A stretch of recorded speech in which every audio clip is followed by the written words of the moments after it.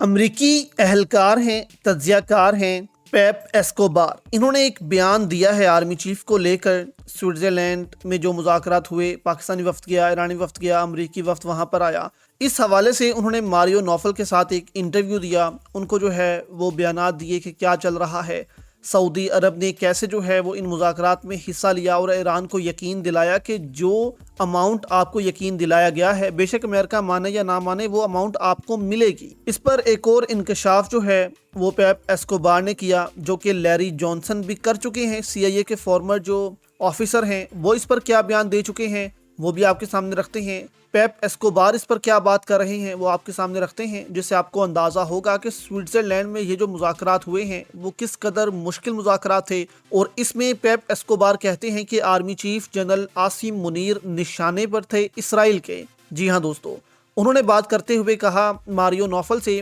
کہ اسرائیل جو ہے وہ پاکستانی ڈیلیگیشن کو نشانہ بنانا چاہتا تھا، army chief general Asim Munir کو نشانہ بنانا چاہتا تھا، اور جو باقی ڈیلیگیشن میں موجود تھے لوگ، ظاہر سی بات ہے وہ بھی نشانہ بن جاتے اس کا۔ یہاں سے دوستو ماریو نوفل شوک ہوئے، انہوں نے کہا کہ اسرائیل نے جو ہے وہ یہ پیغام دیا تھا، اور آرمی چیف کو قتل کرنے کے بعد وہ ایران کو پیغام دینا چاہتے تھے کہ اب تمہارے ساتھ جو ہوگا وہ تم برداشت نہیں کر سکو گے۔ یعنی کہ army chief general Asim Munir جو ہیں وہ مذاکرات میں پیش ہیں، کچھ ایران کو لے کر دے رہے ہیں، کچھ امریکہ کو لے کر دے رہے ہیں۔ اسرائیل نو ڈاؤٹ اس پر بہت زیادہ جو ہے وہ مشکل میں ہے کہ جنرل عاصم منیر کی وجہ سے اسرائیل جو ہے امریکہ کے اسے تعلقات خراب ہو رہے ہیں۔ اب یہاں پر دوستو امریکہ جو ہے وہ بھی پاکستان کے بہت قریب آ رہا ہے۔ بے شک امریکہ پاکستان کو استعمال کر رہا ہے، لیکن پاکستان بھی امریکہ کو استعمال کر رہا ہے۔ یہ کوئی نہ سوچے کہ صرف امریکہ پاکستان کو استعمال کرتا ہے، پاکستانی بھی امریکہ کو استعمال کرتے ہیں۔ اس لیے تو وہ الزام لگاتے ہیں امریکی کہ پاکستان ہمارا سگا نہیں ہے۔ اس کی جو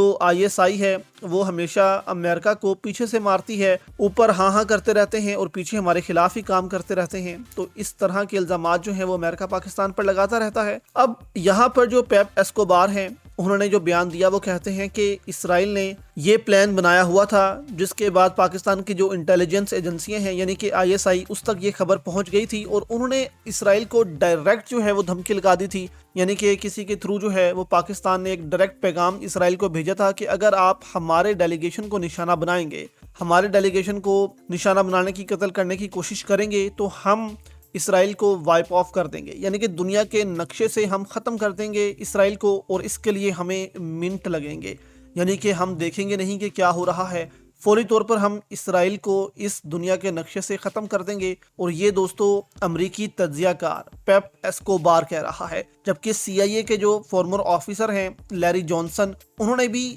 سوئٹزرلینڈ مذاکرات سے پہلے اسی قسم کی ایک بات کی تھی، جس سے آپ کو اندازہ ہو جائے گا کہ اس ریجن میں کتنی بڑی تباہی جو ہے وہ ہونے والی تھی۔ اسی لیے پاکستان جو ہے وہ کہہ رہا تھا کہ پاکستان میں آپ مذاکرات کریں، سخت سیکیورٹی میں کریں، پاکستان میں کوئی آپ کو جو ہے وہ حملہ نہیں کر سکتا، آپ پر کوئی آپ کو نشانہ نہیں بنا سکتا۔ لیکن سوئٹزرلینڈ میں کیونکہ وہاں کی کوئی آرمی اتنی طاقتور آرمی نہیں ہے، اور سوئٹزرلینڈ میں جو دستخط کرنے تھے وہ بھی پاکستان نے کہا کہ آپ یہ ابھی منسوخ کر دیں، یہ آپ تھوڑے عرصے کے بعد ہم مذاکرات شروع کریں گے۔ تو آن لائن جو ہے وہ دستخط کر لیے گئے تھے، اور اس کے بعد 4-5 دن سیکیورٹی جو ہے وہاں پر ٹائٹ کی گئی، ایئر ڈیفنس سسٹم جو ہے وہ بھی وہاں پر نصب کیے گئے، جس کے بعد سیکیورٹی جب ٹائٹ ہوئی تو اس کے بعد پھر ایرانی وفد بھی سوئٹزرلینڈ گیا، امریکی وفد بھی گیا، پاکستانی وفد بھی گیا۔ اب یہاں پر جو لیری جانسن ہے، انہوں نے سوئٹزرلینڈ مذاکرات سے پہلے ہی یہ بیان دیا تھا، لیکن انہوں نے پاکستان کے حوالے سے یہ بیان نہیں دیا تھا، بلکہ ان کا بیان یہ تھا کہ ایرانی جو وزیر خارجہ ہیں اور سپیکر ہیں کاریباف، ان کو نشانہ بنا سکتا ہے اسرائیل، اور یہ خبر پاکستانی انٹیلیجنس کے پاس بھی موجود ہے، چینی انٹیلیجنس کے پاس بھی موجود ہے،